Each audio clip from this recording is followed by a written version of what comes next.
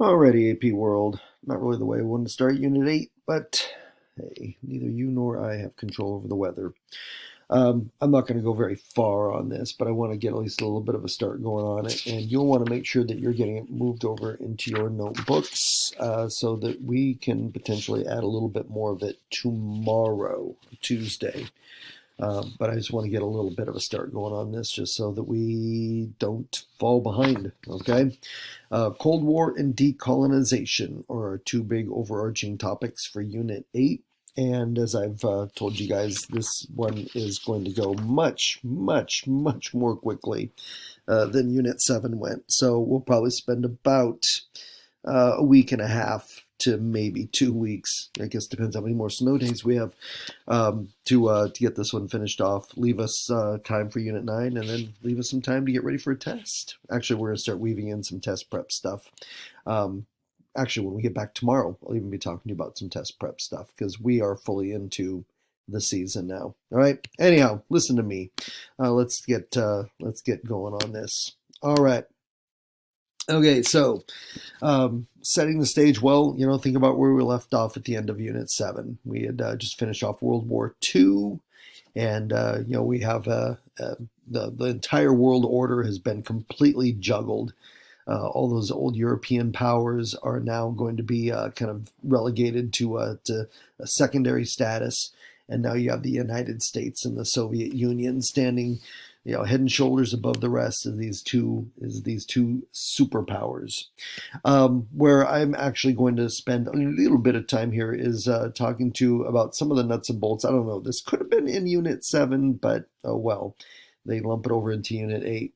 And that is going through a quick run through some of the meetings, what they called conferences, toward the end of World War II, or really all the way during the fighting of World War II, to start making some plans for Europe and the world after the war ended. And I'll give you the skinny on each of these. The first one, what comes to be known as the Tehran Conference, that happens there about halfway through World War II. This was a meeting where you have the leaders, you look at the photograph over there, and going from left to right, you have Winston Churchill, the Prime Minister of Great Britain, you have Franklin Roosevelt, President of the United States, and you have Joseph Stalin, the leader of the Soviet Union. And what they got together and discussed at this conference was that the United States and the British would focus on freeing Europe, Western Europe, I should be specific there, Western Europe from the Nazis. And while they were doing that, the Soviet Union would be working on freeing Eastern Europe from the Nazis. So it was kind of like coming up with the grand strategy, and what parts of Europe each of these sides would be working on trying to free. The Yalta Conference takes place as the war is coming towards its end in 1945. And in this one, the United States and the British made clear that we believe that the priority was that free elections should be allowed for all these countries in Europe that are being freed from Nazi rule. That we want the people to be able to have kind of self-determination, that they should be able to figure out what kind of a government they want and that sort of thing. And we believe that the only way that happens is through free elections. The Soviet Union wasn't too concerned about free elections. Their major emphasis that they talked about at Yalta was the need for a geographic security buffer. They wanted to make sure that there was going to be no way another European country could ever attack them again. And so they're thinking about what can we do on the map that is going to produce security and safety for us. And then, as a side note, with Yalta, this is also where the Soviet Union agreed to get into the war against Japan. They really had only been focused on the war against Germany, but out of Yalta, they are going to start sending troops in the Far East against the Japanese as well. Just put a little bit more pressure on the Japanese, that part of the war. And then the Potsdam Conference. This one takes place actually after the European War had ended. It's before the end of World War II proper, because the war in Japan's still going on. But this meeting goes on, and it's in this one where the British and United States again reaffirm our demand that there be free elections in Europe, now that Europe is totally liberated from the Nazis.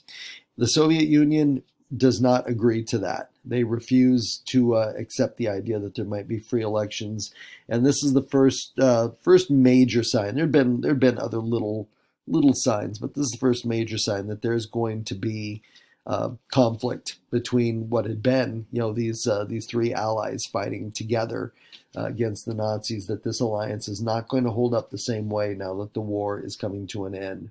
All right. And really, it is going to be kind of the beginnings of what's going to become known as the Cold War. Post-war Europe, you kind of get the view of the map there of the way things look. What you see in green is pretty much all the parts of Europe that, for the most part, have been freed by the British and the United States, and then some of the others that are green are just countries that had been basically more supportive of the British and the United States. And then you have the Soviet Union, and in the red there. And you can see all of those Eastern European countries that they had freed from the Nazis. And again, their idea being now that those countries are going to form a security buffer between Europe and the Soviet Union. So, bottom line, the Soviet Union is going to really have no real intention of allowing free elections or even leaving. They're going to occupy those countries and eventually put into place governments that are going to be a pro-Soviet Union and pretty much do anything the Soviet Union tells them to do. What we call satellite states, and sometimes you'll hear them referred to even as puppet states. This is where we're going to see this rivalry begin to grow between the United States and the Soviet Union, is in this post-war Europe. As you have these two kind of big visions of what Europe should look like that are going to come into direct conflict, and that will get us into the start of what we call the Cold War. As far as a definition of the Cold War, here's what you need to know. Cold War, in this case, is going to be a war where there is no direct military involvement by the two major countries involved, that being the United States and the Soviet Union. Okay, through the 40 years of the Cold War, the United States and Soviet Union will never get into a direct shooting war with each other. All right. Instead, we will fight a war by using propaganda. We'll fight against each other by using spying and espionage. We will threaten each other with arms races, trying to outbuild the rival in terms of the number of weapons that we have. And we will fight what come to be known as proxy wars.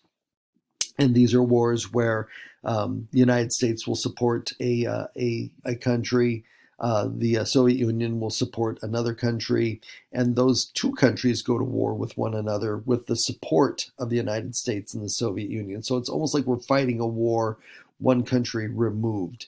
Okay, and you'll see a number of those that will break out during the fighting of the Cold War.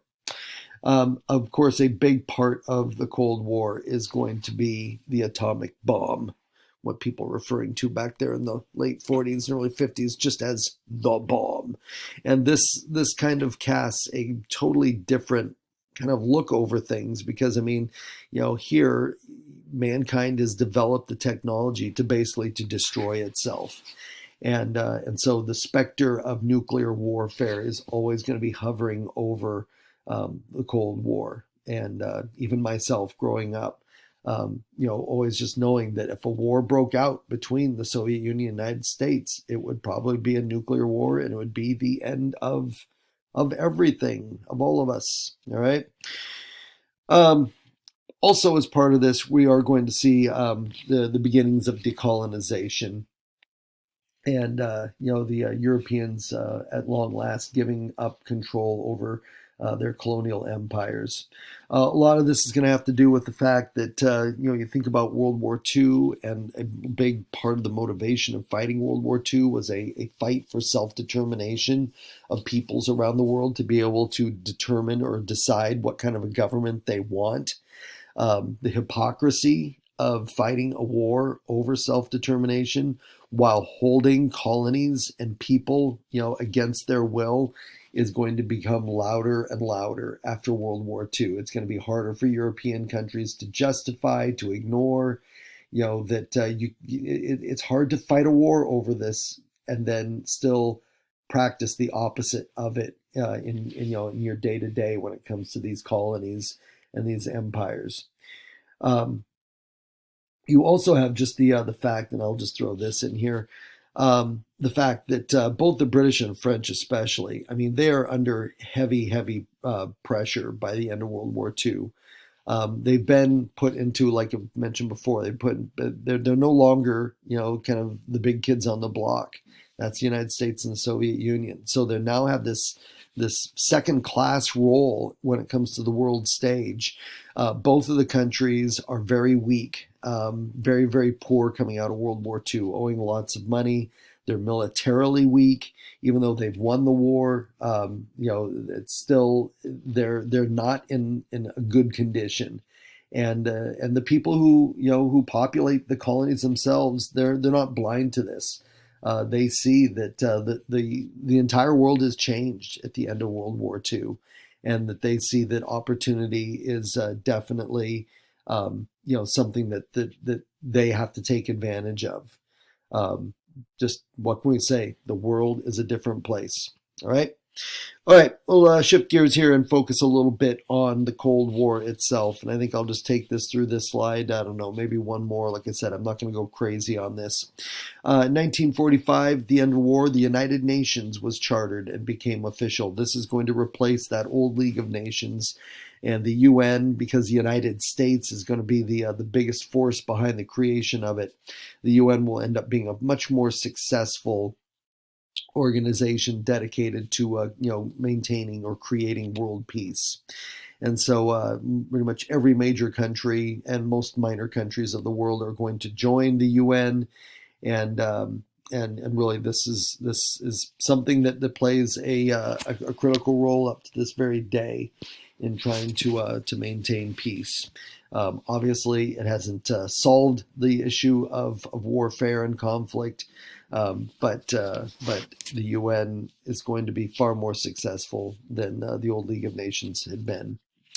When we talk about this rivalry, I'm mainly talking about what I'm going to refer to a lot as the Soviet Union on one side and the West on the other side. And the West being, when I use that term, I'm talking about the United States, I'm talking about the British and the French, mainly those three. And I could also kind of, in a smaller way, lump in other Western European countries. But there is going to be a lot of rivalry between the Soviet Union and the West. Coming in these years right after the end of World War II. At the core of it is the basic differences in the way that these two sides operate their economies. You have the West that is by and large dedicated to varying forms of capitalism.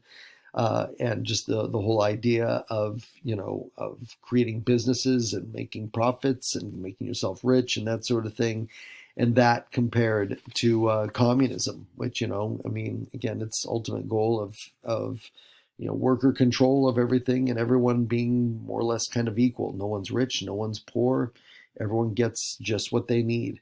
And those are two philosophies that are complete conflict with one another.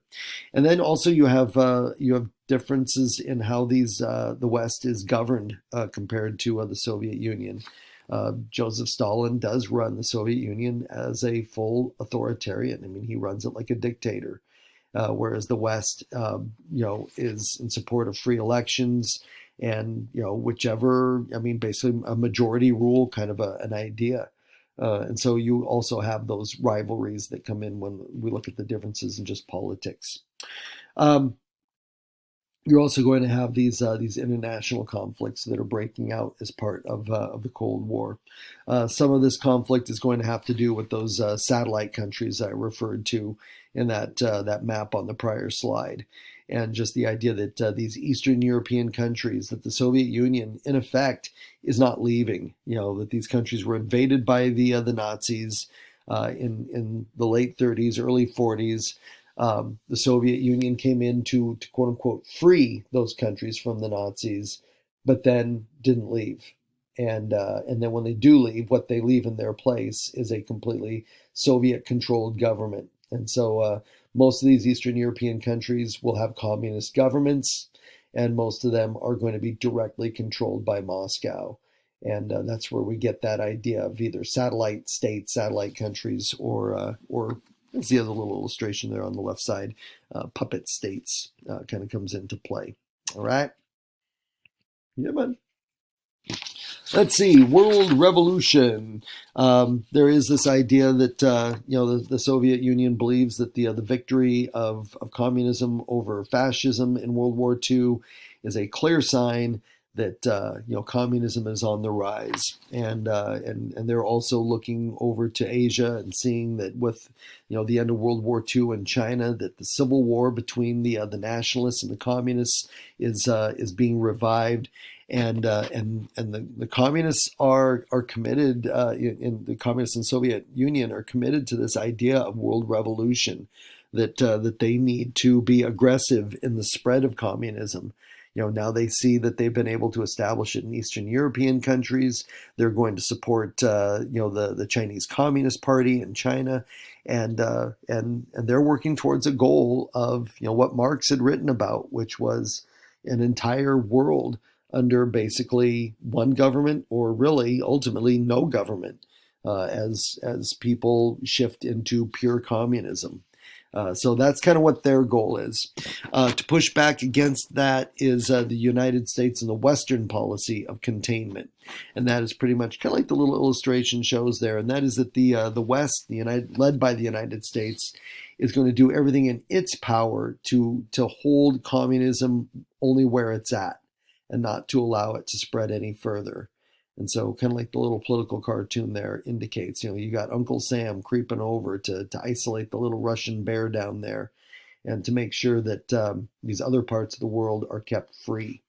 And of course, the Soviet Union will respond with kind of their own, kind of counter containment, that they are going to do everything in their power to contain, the forces of capitalism as they view it.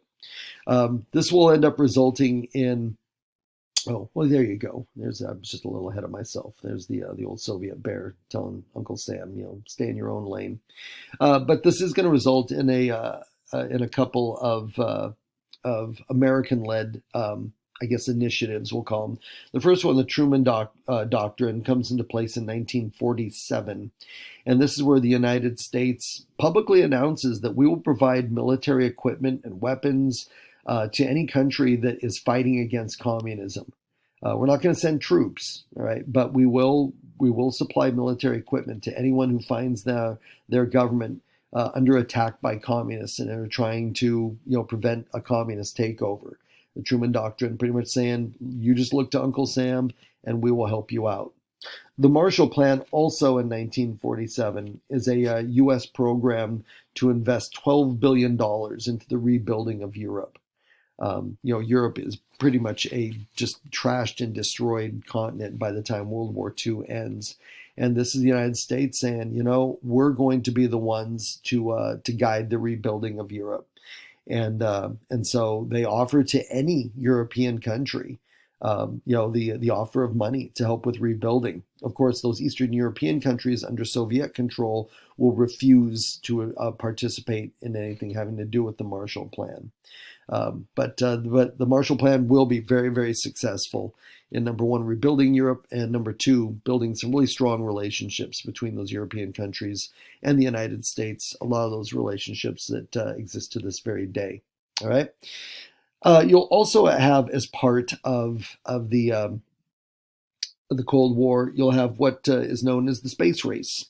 And that is this race that's going to go on between the Soviet Union and the West, primarily the United States again, to first of all to get some kind of a man-made creation into space, and then eventually to get people themselves into space. And this will be a competition that will be pretty hot and heavy between the United States and the Soviet Union in the early to mid 1950s. The Soviet Union will actually will score first in the space race when they launched the Sputnik satellite in 1957, kind of surprise the United States and the world by being the first to do that. And there's a little Sputnik satellite you can see there. Pretty crude little craft, but still, it beat the United States. When it comes to the arms race, the Soviet Union was able to obtain the technology to build their own atomic bomb by the end of the 1940s. They were able to get some of that through spying, through espionage, which is always going to play a role during the Cold War. But once they have that technology, the United States and the Soviet Union enters into this arms race, and that is this race to see who can build up the largest arsenal of nuclear weapons, of atomic bombs, and well, atomic nuclear are going to be kind of synonymous in their usage here, and that is the reference to the arms race, and also a reference to MAD, which stands for Mutual Assured Destruction. In the 40 years of the Cold War, the United States and the Soviet Union will amass huge, huge arsenals of nuclear weapons, which they will never use against one another. Okay? And the reason they don't use them against one another is because both sides acknowledge and understand that no one will win a nuclear war, that it will destroy all of the earth if we engage in a large-scale nuclear conflict. And mutual assured destruction is just that concept. It's the idea that both sides know that there can be no winner to this kind of a war. But we maintain these arsenals as basically a check against the other side, and it's no may. Yeah, hopefully it's not lost on you that the acronym MAD is a reference to the madness of just of stockpiling these weapons, and the off chance that we may end up having to use them, but knowing that if we use them, that no one can win, that it's lights out, it's the end of everything. All right, and then I think the last one that I've got for you there. The non-aligned movement, yes, 1961, and this is going to be mainly involving countries that don't have access to nuclear weapons, and them trying to do their own bit to try to not get caught in the middle of all of the madness. All right, okay, I'm 20 minutes in. I think that's going to be good enough for me. And when we jump back into this together, we'll look at the effects of the Cold War, and we can start looking at the division of Germany and, the Berlin Wall, all that sort of thing. But like I said, not a real long unit. And so, this will get us a decent start. All right. Thanks for listening in, and we'll see you in class.